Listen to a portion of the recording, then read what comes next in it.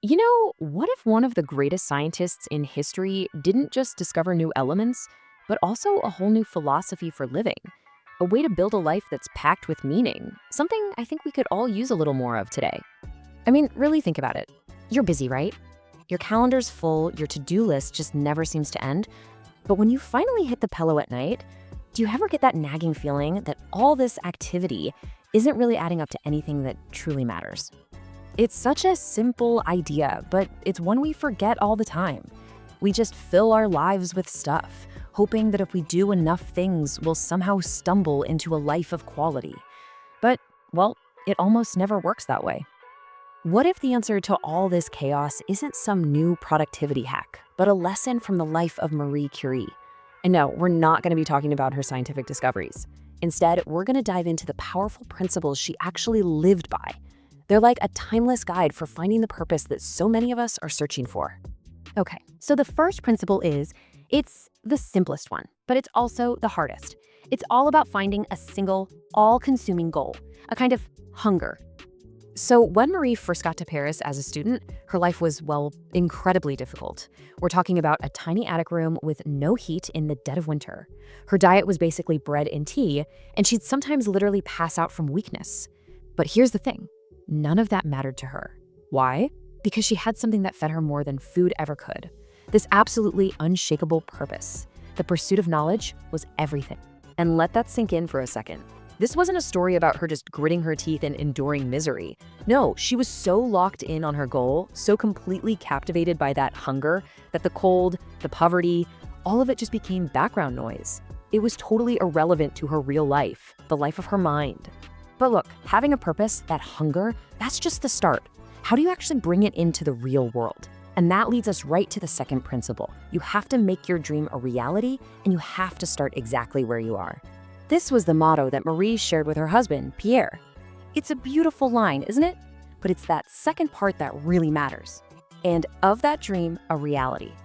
See, a dream that just stays in your head, that's not a dream. That's just a fantasy. In this was it. This is where the work that would literally change the world began. It wasn't some fancy, state-of-the-art lab. It was a leaky, drafty shed.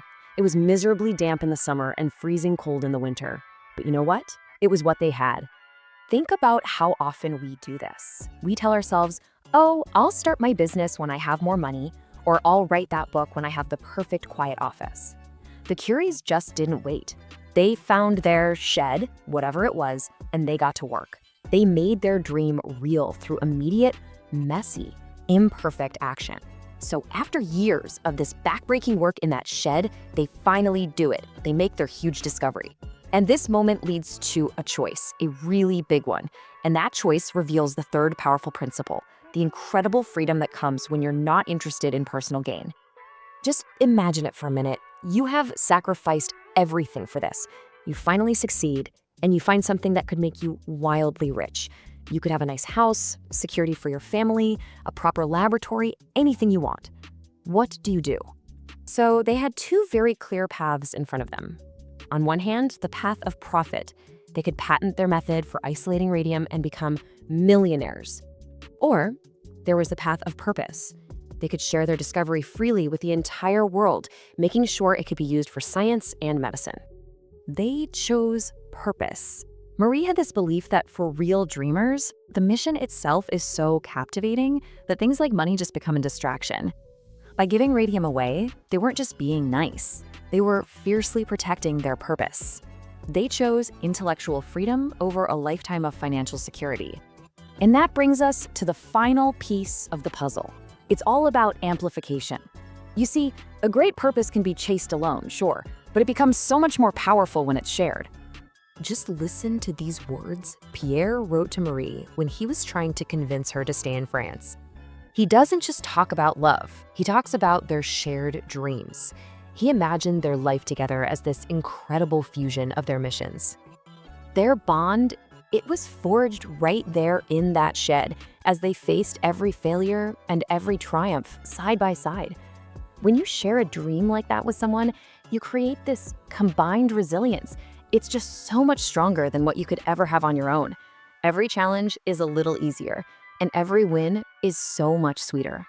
So, what does all of this actually mean for us, right here, right now, in our own chaotic lives?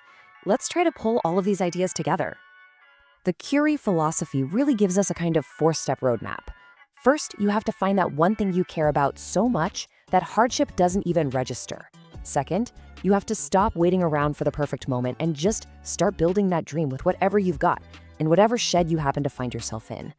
Third, protect that purpose. Prioritize it over money or fame or what other people think. And finally, find someone to share that dream with. And that, right there, is the ultimate takeaway. Marie Curie's life teaches us that a fulfilling life doesn't come from a packed schedule or having more stuff. It comes from having a central purpose, a northern star that's so bright that it puts everything else, all our decisions, our struggles, our relationships, it puts them all into a meaningful, beautiful order. So I'm going to leave you with this to think about. What's your great work? What is that discovery or that contribution, that dream inside you that is so valuable to the world and so essential to your own soul that you could never, ever put a price tag on it?